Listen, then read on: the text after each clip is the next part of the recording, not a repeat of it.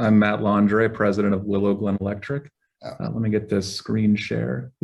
I'm Matt, president of Willow, Glen Electric, based here in San Jose, California. And there's a quick presentation on splitting the bill in multifamily buildings.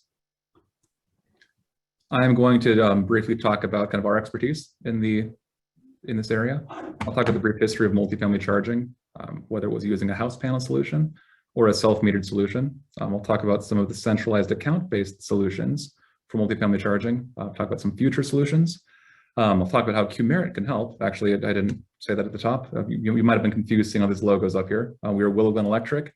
A couple of years back, we kind of founded a kind of a subsidiary of our company called EV Experts, focusing exclusively on electric vehicle charging. And we also are a Qmerit certified partner, as you see right here. And Qmerit's a nationwide electrification service provider. And they've done a lot of help with this. So we'll talk about how Qmerit can help, and then we'll finish up with some Q&A at the end. So we are Willow Glen Electric, your local EV experts for EV charging. We've installed over 5,000 EV chargers in the greater Bay Area, from Hollister to San Francisco, Santa Cruz to Danville, everywhere in between. We've hooked up chargers for Tesla VPs, board members, my friends, my family, sports stars, Hall of Famers, and just, hopefully even a couple of people in this presentation we've hooked chargers up for. We help everyone. Back in 2014, I actually pioneered kind of a virtual site assessment of a virtual online questionnaire plus customer submitted pictures to help us expand our range further. I personally did, probably a good 200 or 300 site visits myself early on in 2012, 2013 for EV charging. And I realized that we really didn't need to step foot at every house out there to be able to provide a good recommendation and estimate, and to do a good load calculation to ensure we were designing the electrical charging circuit properly for the house. I also have consulted with many local electric vehicle manufacturers and service providers, being based right here in San Jose. We've got some of the biggest ones in the world right around here, and I won't say names, but whenever I see some chargers, I'm happy to know that I helped make them just a little bit more useful. And all the dots you see on the screen are a lot of the chargers that we've installed in kind of in our heart of operations right around San Jose. We're also big believers in electrification. I've driven electric since 2014. I've got 90,000 plus miles on my 2017 Model 3, and my kids already drive electric. There's my son driving the little Tesla toy that Tesla gave us for referring customers to Tesla. So a brief history of multifamily solutions. This is a picture actually of a meter room over in Santana Row in San Jose. And this was a very tricky spot to get power out of. And it unfortunately did not provide great solutions for a lot of customers in this parking lot. If no personal meters are present, individual meters can track electrical usage from circuits in the house panel. Like over here, this is really the only panel in this room that people could tap power from for providing charging in this huge parking lot. Across the street in Santana Row, all the meters are in the parking area. It makes it a lot easier to get multifamily charging there. But in this room, there is just not a lot of luck. You can see a little EMON, DEMON energy meter, and we installed another couple after this, but this was the best picture kind of showing the larger scale of what's happening in here. And with these meters, it's obviously a very manual process to track and bill. As far as we're talking about splitting the bill, the HOA literally has to come down to this electrical closet on a monthly basis, write down how many kilowatt hours the various meters have used, subtract what the record was last month, and bill appropriately. It's time consuming. It's not great, and it also does not provide a lot of charging options for the residents here. I put XX total amps of charging because sometimes the house panel can allow you to have a couple hundred amps of charging. Sometimes it lets you squeeze in barely 20 amps of charging. There's not a lot of options. And if you're too late, you don't get charging. There was one building in downtown San Jose that had a tremendous amount of power saved kind of for EV charging, but they did not intelligently allocate the power early on. So they've got a couple of residents in this building that have literally 100 amp Tesla chargers from years back. And after a couple of 100 amp chargers were installed, some additional people got some 50 amp chargers. And after that, it did not leave any space for anybody else in there. And so that's why smart managed solutions are so important. But historically, kind of coming off a switchgear like this, smart managed solutions have been historically very costly in there. Very costly solutions. So self-metered solutions, historically for us, have been the better solution for a lot of charging because people have not often been looking for 20 to 50 chargers in a building for multifamily charging. They've been looking for individual chargers for themselves.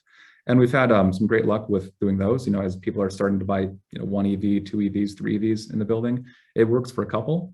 And again, this has worked pretty great. It does provide the most incentive to charge intelligently when rates are low, because people's chargers are being tapped basically off their meters themselves. So the building does not need to track how much power is being used. There's no need to track and bill for the power usage. And it's easy for management, and it does provide lower electricity costs per kilowatt hour. So if charging can come from individual meters, it's fantastic.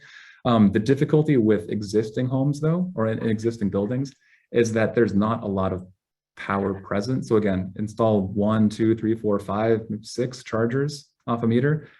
There's not much of a chance of overloading the electrical system. But in buildings where they're asking for 10, 20, 30, 40, 50 chargers to be installed, it will overload it very quickly. I saw a building recently where they had 2,000 amp service, a 2,000 amp 3-phase 208-volt service, which is a ton of power. But when you're looking at the 100+ residents of the building, every individual home has been allocated about 40 amps of power total in the building. And if every home was to use 40 amps, it would overload the electrical system very quickly. So you need to have a better, smarter solution for that. So these individual solutions coming off of the individual meters, oftentimes if there is enough power available, maybe we did the load calculation, we see that that individual house can get a 20 amp, a 30 amp, a 40 amp charger. We can actually tap power from the sub-panel feeders, install a little sub-panel nearby with a circuit breaker in there to protect the charger properly. And we can get power in there. But again, every individual installation for this can be pretty costly because they're kind of one-off installations. And if you install too many of these, it has the potential to overload the electrical service for the entire building. So while splitting the bill with these solutions is really easy because it goes straight back to the individual unit's utility bill, it only works for so long in these buildings. So there's actually a product called the demand charge controller that helps us intelligently manage the electrical load. I heard somebody in the last presentation talking about the automatic load management devices. And this is just one example of an automatic load management device. And the specific code reference for what allows these is NEC 625.42. It says that where an automatic load management system is used, the maximum equipment load on a service and feeder shall be the maximum load permitted by the automatic load management system.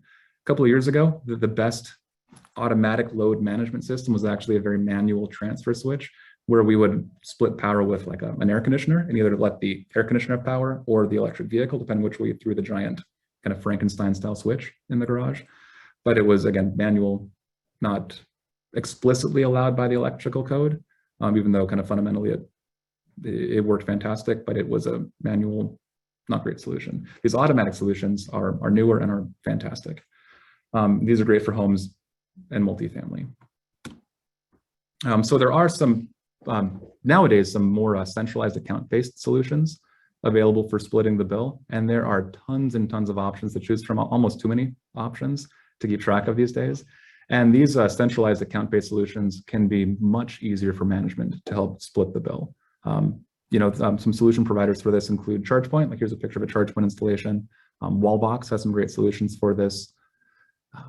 Wallbox, Blink, Go Power EV. I'm sorry if I'm not mentioning your company, but there's a lot of solutions out there that help with this. And these solutions can help manage user accounts to ensure that only the authorized people are charging. You can manage charger access so that it's not just a publicly available charger for anybody to plug in and kind of track usage on an honor system. It tracks the power usage of the various chargers back to individual customers. It tracks the billing, so they keep track of credit card payments and take care of that billing. And sometimes, depending on what solution was installed, they can actually manage the utility bill payments as well. So from a building perspective, the building management doesn't really have to do anything except for approve the initial installation with this. Now, there's a higher upfront cost for this simplicity, but there will be overall lower costs to building management over time. And these solutions actually can even provide a revenue source for buildings by charging for power. One example I heard recently was kind of comparing it back in the day to like a laundry machine in the house, in the multifamily building, where that was a revenue source where they could sell access to washers and dryers with a little quarter machine. And this is just the newer, more automated, smarter, better, greener version of selling power for laundry machines.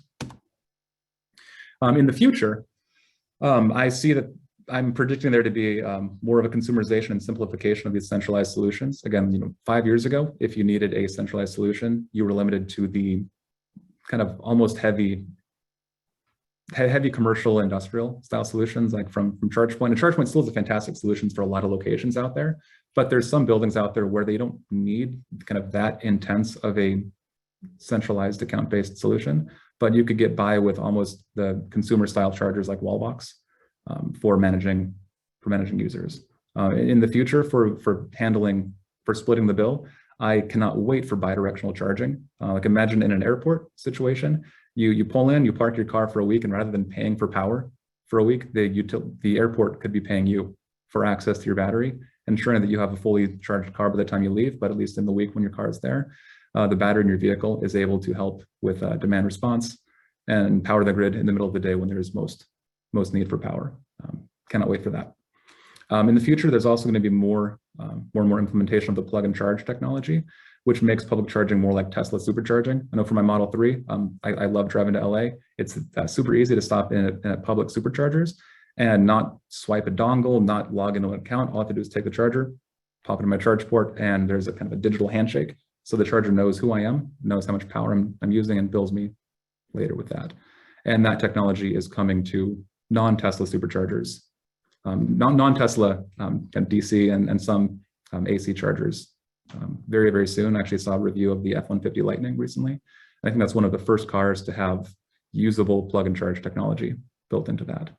And in the future, there'll be more system interoperability as well. So you don't have to manage accounts with every single provider that you're plugging into, whether it's Blink, ChargePoint, Wallbox. I see there being more of a centralized, plug and charge type solution. So if you've taken anything from this presentation, there's a lot of solutions out there. There's a lot of kind of confusion in the market with what should be used in various buildings. So QMerit is helping us with that. QMerit provides assistance with utility programs and capturing available incentives and grants from the utilities. QMerit does have a network of certified electricians covering over 2,000 locations in North America and actually even Canada. Now, one of the great things is they don't just push one solution for a building, but they truly look to see what the best solution would be based on all the technology that's out there. And I'm really smart and kind of into the electric vehicle market, so I've got a lot of solutions just kind of in my brain, but I cannot keep track of everything and everything that's coming down the line. So their technology agnostic approach and partnerships with top charging manufacturers has really helped. They truly do demystify technology selection to help ensure the best equipment is installed to meet the building's needs. And they even handle project funding and financing with this as well. So rather than paying upfront $30,000 to $50,000 for chargers, they can make it as low as, I've heard as low as $120 a charger per month with management and everything built into that, so that it's easy for buildings to get these installed as possible. QMerit does work with, they're the preferred installer for a number of OEMs across America. Here's a small listing of their of the brands that work with them: Chevy, Jaguar, Land Rover, Ford, Lucid, Rivian, Audi, Polestar, BMW. You name the OEM, they've got a relationship with QMerit. So it's a great organization to be a part of. So if you are searching for nationwide multifamily solutions, feel free to reach out to Pollyanna Price. You can reach her directly at multifamily@qmerit.com. Now, then that's whether you're searching for charging for your building, whether you're searching for good solutions for your utility, whether you're a resident and you just want to kind of ping your management to get some solutions, you can reach out to Polly. And if you're looking for multifamily charging needs in the greater Silicon Valley area, feel free to reach directly out to myself. My email and phone number are on the page right there, and we would love to help. But yeah, there's a lot of ways that multifamily charging is going with this, and I'm super excited to be a part of it. So thanks so much for listening. Thank you so much for that fascinating presentation. We will now be moving on to our next speaker. My name is John Halliwell. I'm a part of the electric transportation team in EPRI, the Electric Power Research Institute. We actually have an office there in Palo Alto, California, but I'm actually an employee that works out of our Knoxville, Tennessee office. So I'm coming to you from the East Coast today. I'll talk a little bit about the enumerating the cost. So I was trying to think about, what costs actually are you trying to gather up when you think about charging at a multi-unit dwelling, multifamily housing? Be happy if you would chat. If I've missed things, costs you think that need to be recouped, put those in the chat because I'd like to track some of those. I'm going to start with networking and communications. It's something that's optional, but is often used with multifamily charging installations, operation and maintenance, repair, and then electricity usage. And as you go down this list, it's sort of like the top numbers are pretty easy to calculate. There's some estimates, and electricity usage is obviously going to vary with what the drivers do. So there's a little less certainty as you go down this list for each item. We'll jump in with the fees, the network side of things. So Matt did a great job of laying out some options. You know, if you can install the charger where it actually is tied to the electric meter for an apartment or a residence in a multifamily housing situation, you know, that electricity usage can show up on their bill. We'll talk a little bit more about that as we go down the list here. But if that's not the possibility, in general, you either have to have some manual means of, you know, calculating energy usage on a charger, each charger, or how each user is using those. Normally that's done with communications, and that means you're going to have typically cell modems that allow you to transfer data over the cellular network to cloud-based services. You know, the other option is Matt showed, you know, like a charge point system, or, you know, there's you know, numbers of companies, SemiConnect, OpConnect, EVConnect, that do those sort of network services. In general, they require a fee to be paid, either, you know, monthly or annually on a per port basis. And so if you go that route of having networking, you do get some insights into the billing, you get more data, you can see how things are being utilized, but you also have those fees that come along with that. These types of fees should be predictable and fixed. You should be able to know how many ports you have, you know, if you're paying for a cellular service, those sorts of things. They're pretty easy to enumerate. So this is something that, you know, the owner could look at and say, okay, this is what it's costing on an annual basis, and try to allocate those.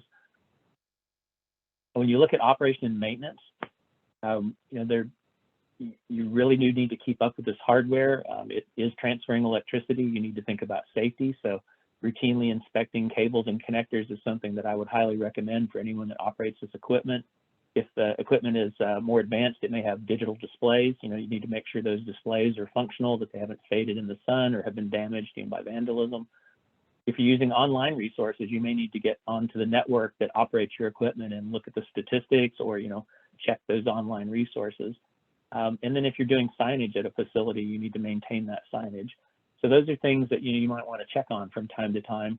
When I mention access control, you know, you can think about how if somebody moves into a complex multifamily dwelling, how are they given access to a charge station? You know, if you're using a network, you may have to go in and use the network's tools to set up that person's access for the charge station.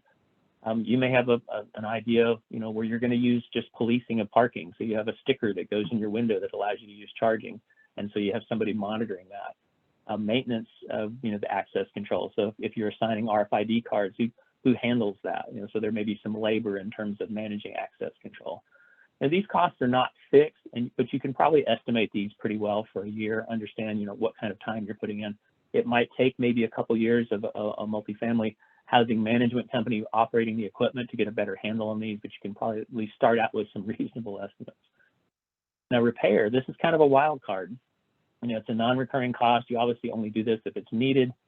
How do you estimate this if you're trying to really be, you know, proactive, if you're managing a property and you want to make sure that those costs are covered? You really need some history. And so before you have a history, you know, it's not as clear to me how you settle on this. I haven't seen insurance offered for this, but that's potentially a possibility. There may be insurers out there that offer insurance for charging equipment. You know, vandalism does occur, and it can be quite costly if it's, you know, if it's extensive damage done to equipment.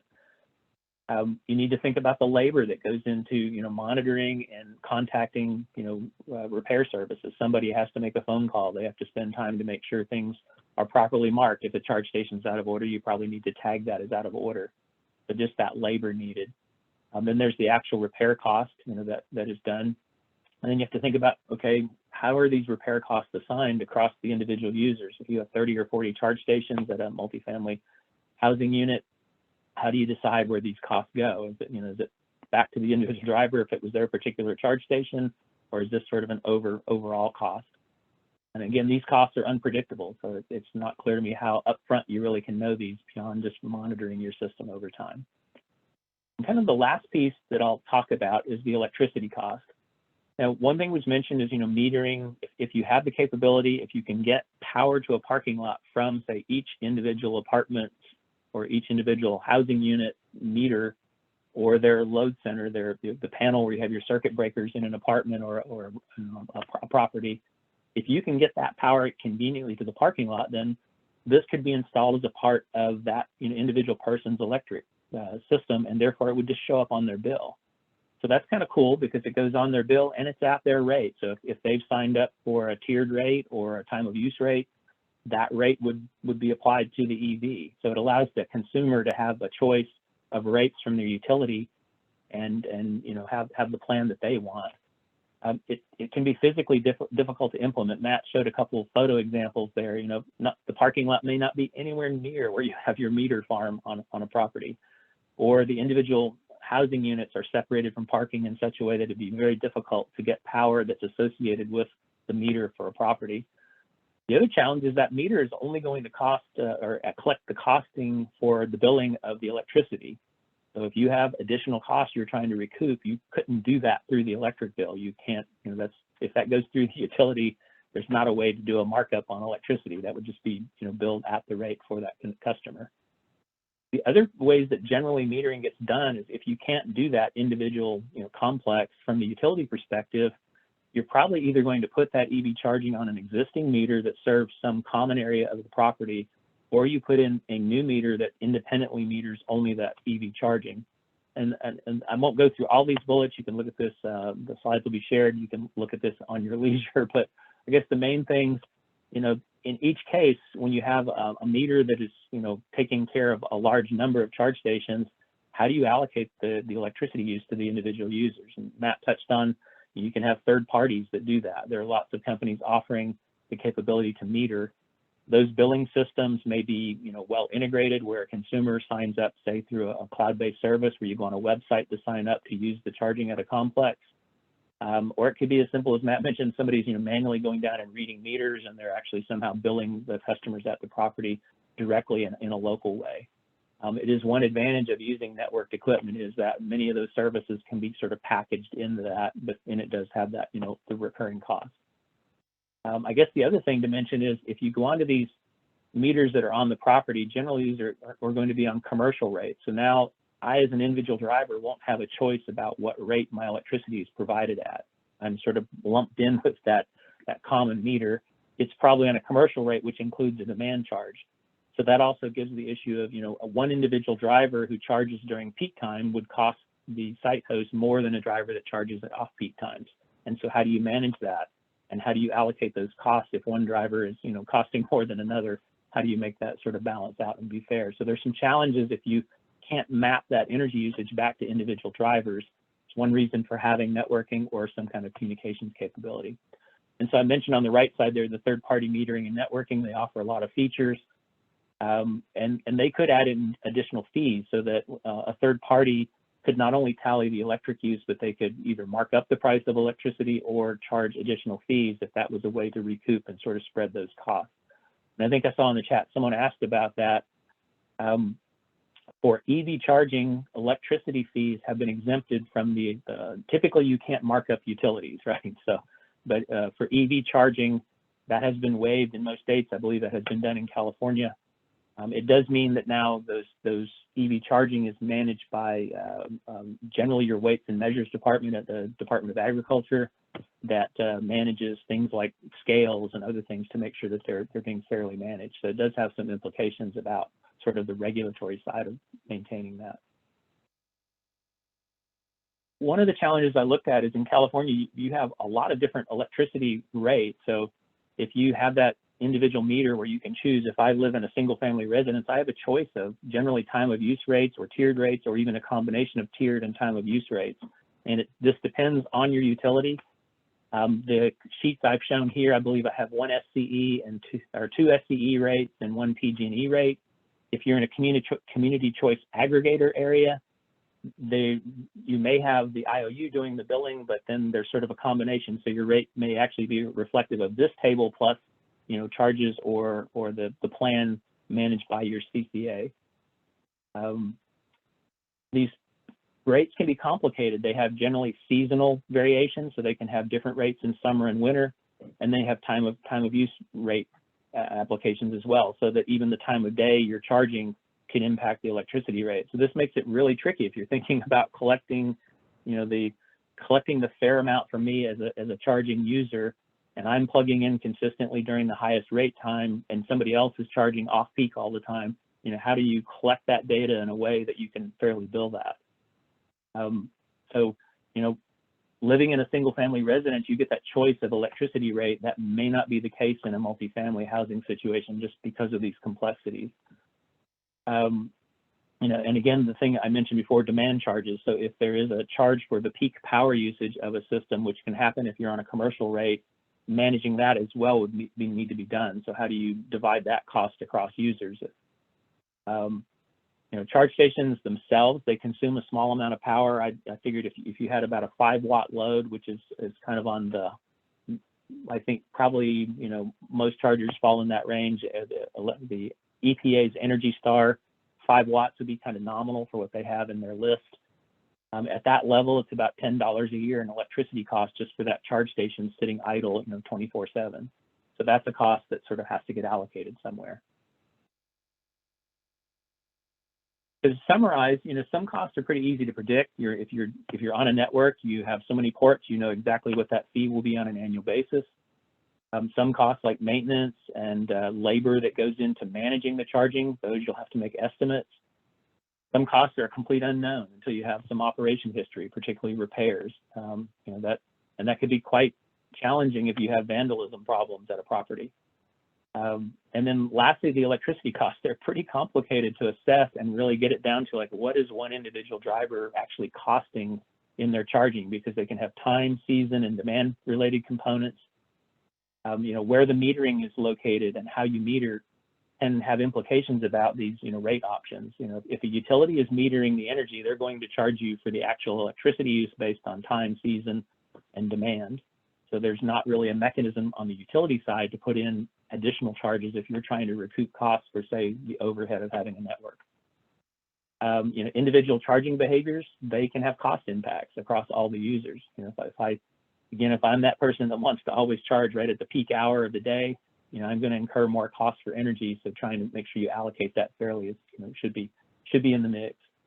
And then lastly, there's some of those baseline costs. So there may be meter fees, standby energy use of the systems, some of those costs that probably need to be allocated across all the users. And the last thing I'll close with, and I read a couple different reports about multifamily housing and approaches. One of the suggestions I thought was really good is that a site host really needs to think about and decide on this, what is the calculus of their fee assignment, and putting this in writing so that you as a driver know exactly what to expect. The etiquette of how you're using the equipment, how fees will be assessed, what is the procedure if something is damaged, who's going to pay for that. Really having thought through these things so that there's a clear, in a sense, a business agreement with the person that lives on a property, so that there's not misunderstandings about who's going to do what here. I'll close there and stop if there are any questions, or we'll continue on to the next speaker.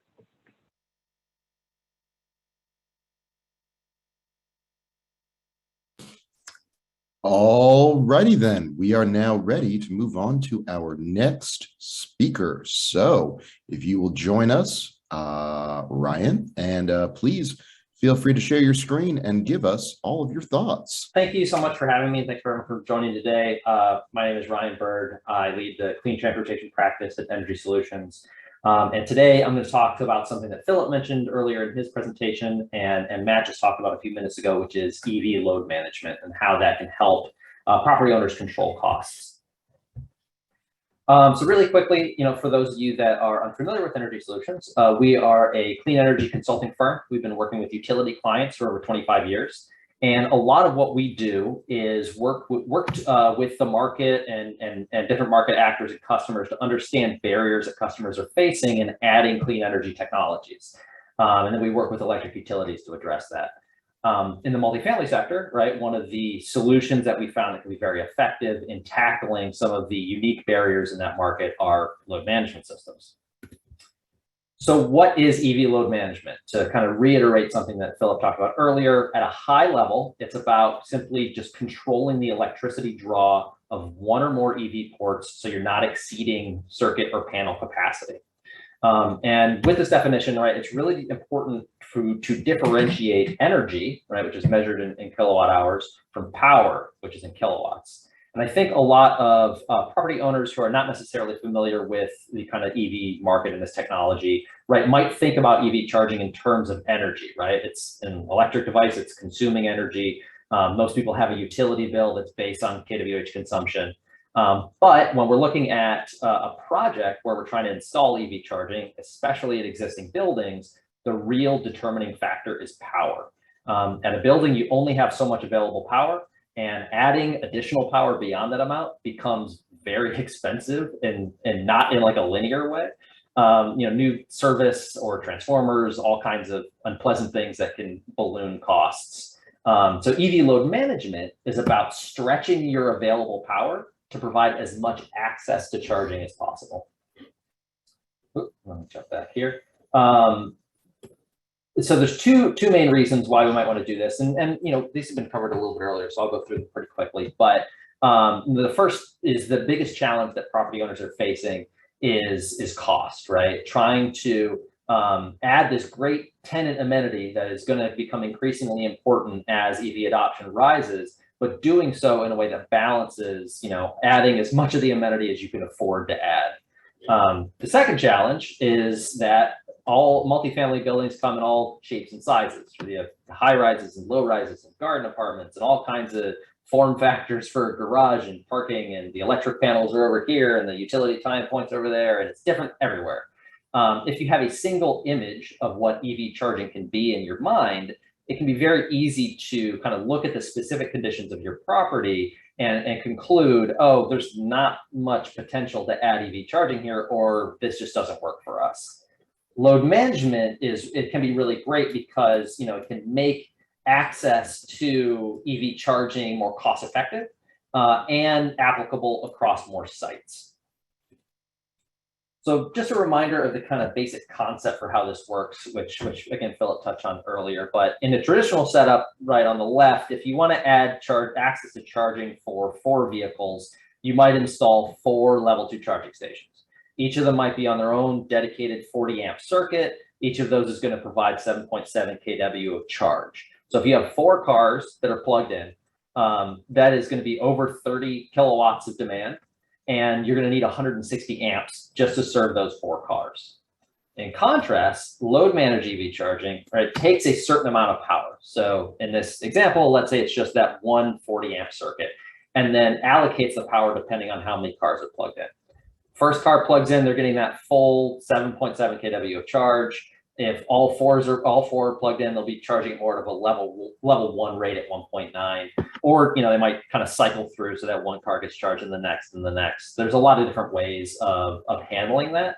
But as Philip mentioned, right, tenant vehicles typically have longer dwell times, so it's pretty rare that you have all 4 cars plugged in that need like full blast charge simultaneously. So both the user experience is often better than 1.9, and it's overkill to build it out so that you can provide that full throttle charge at the same time. So the benefit of this kind of thing is that you're providing the same amount of access to EV charging at a dramatically lower capacity. So how does that help? Well, generally, right, as I mentioned, if you reduce your power, you can reduce your cost, right? And that's that first big challenge. The first thing is installation costs. If you are doing an EV installation project, and you find yourself in either that kind of top left picture where you're trenching through concrete, or in the top right where you're doing a lot of panel upgrades and wiring, right? Like your costs are going to go through the roof, and it can make it difficult for these projects to pencil, or they can limit the amount of EV charging access that you're going to install. It's true, every property is different. There are going to be properties where you really can't add much EV charging without doing significant upgrades to the electrical infrastructure. But there are a lot of properties out there that at least have some available capacity. And load managed EV charging solutions, right, are all about trying to stretch that capacity, so that you're able to kind of provide this amenity, serve your tenants, without having these substantial construction projects that are gonna cost an arm and a leg.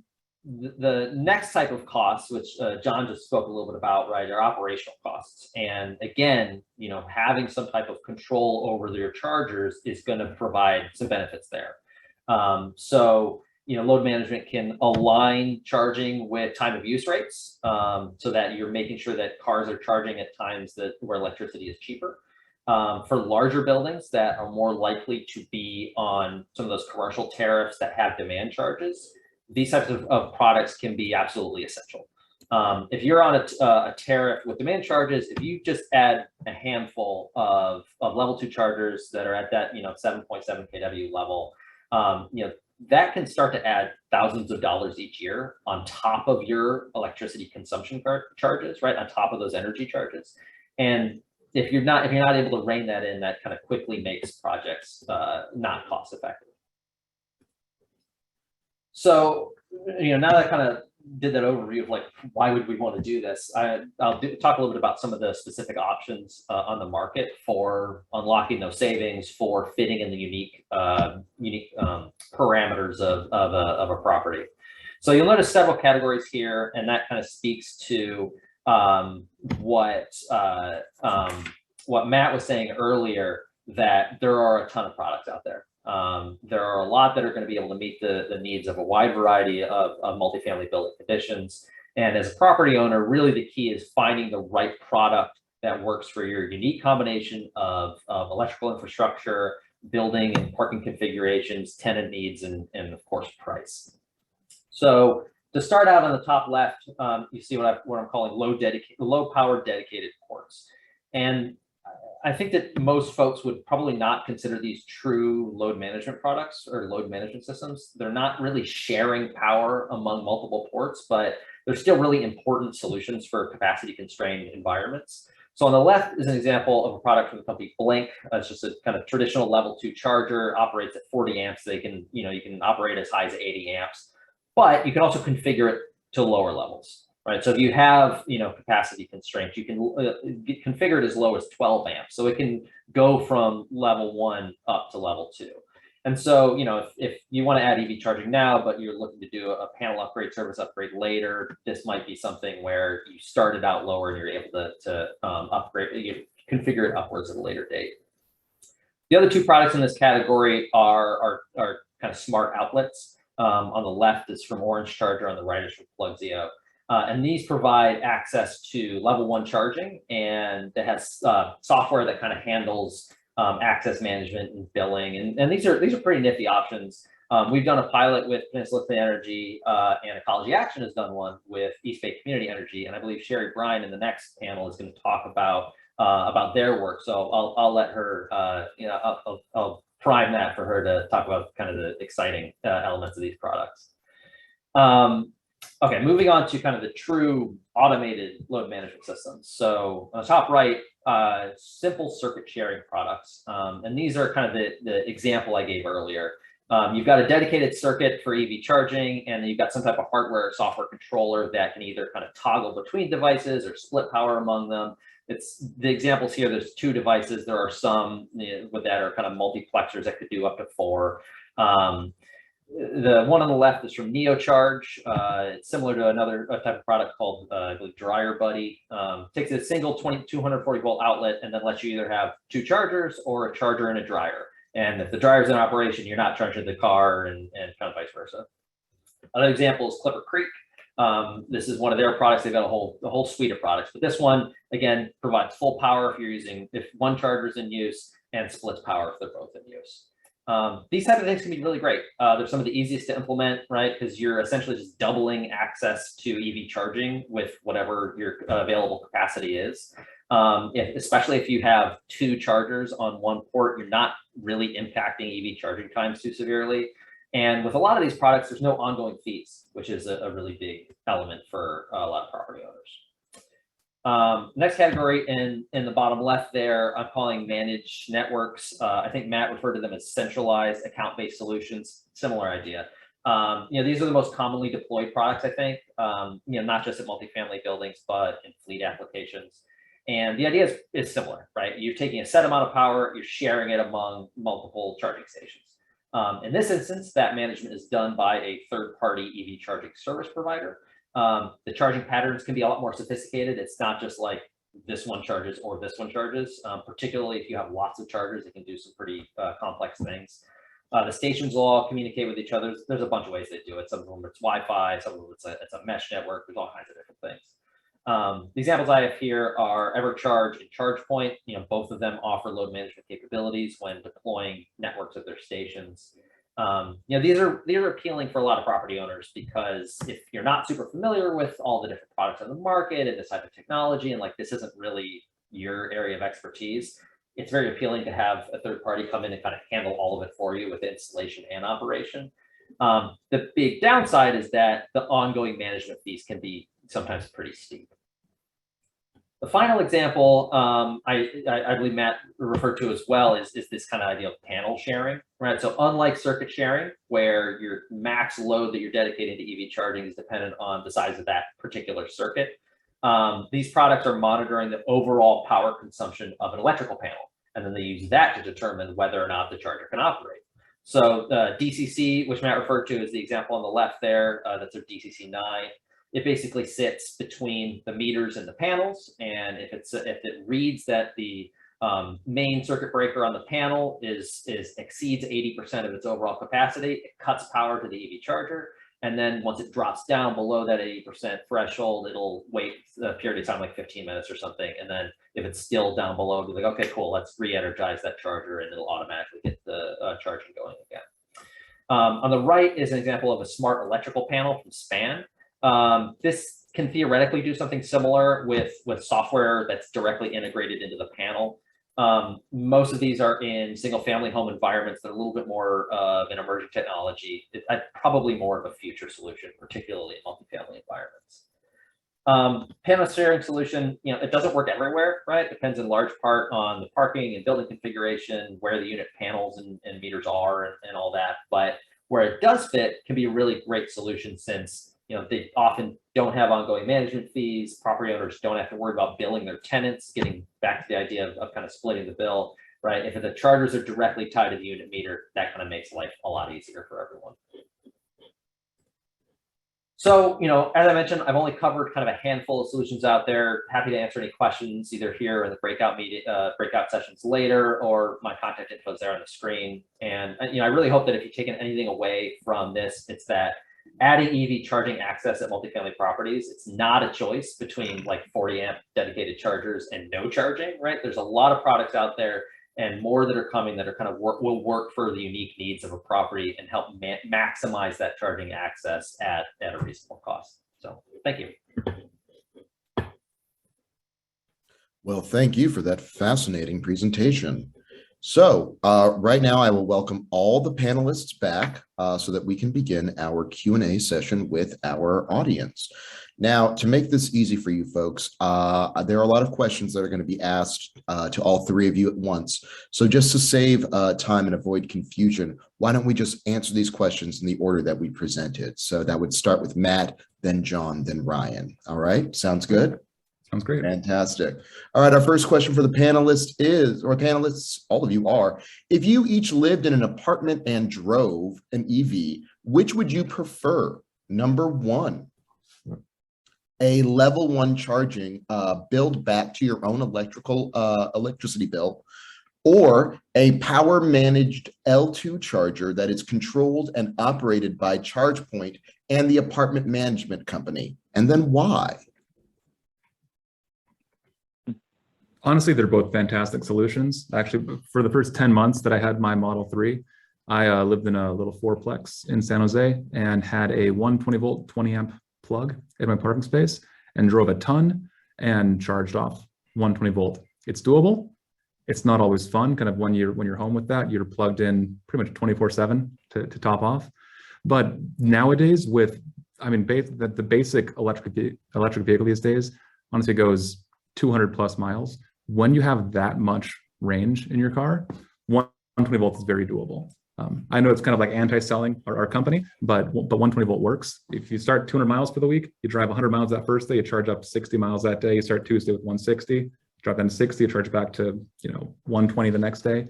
You can get by for 4 or 5 days before potentially using a DC fast charger over the weekend.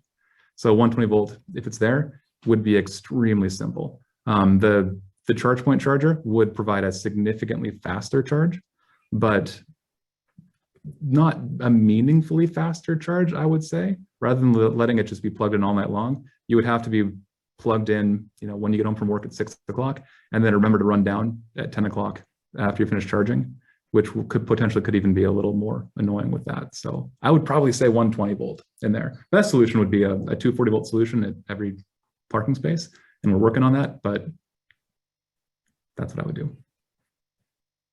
I would probably come in on the 120 volt as well. I think you're going to get as close as you can to the cost of electricity with that route. If you have the level 2 chargers and management, there are additional costs. And so if you want sort of the lowest cost driving experience, that's probably the way to go. I would say that I have a Nissan Leaf, one of the early vehicles, and with that short range, I had a level 1 for a while. And most of the time I have a 26-mile commute, and back before COVID, I actually commuted. And at that time, it worked. Like I could charge level 1, get through a whole week. What I found is sometimes if I was going to make an extra trip in the day, or I did something at lunch, I might have a little bit of trouble on one of the days. But again, as Matt mentions, as cars have longer range now, that generally gets kind of averaged out over the day. So you can get by. So I think the 120 volt solution, where you get the lowest cost, I think that, to me, I'm a cheapskate, so that's how I would want to go. Yeah, depends how much you're driving. I don't drive that much, so just level 1 would be fantastic. But if you're, I don't know, if you're an Uber driver, right, or something where you're driving a lot, you bring in your battery down, you need to fill it right back up and get back out there, with a little break, that might change things. But yeah, trying to minimize costs, level 1 can work for most people. Yeah. Fantastic.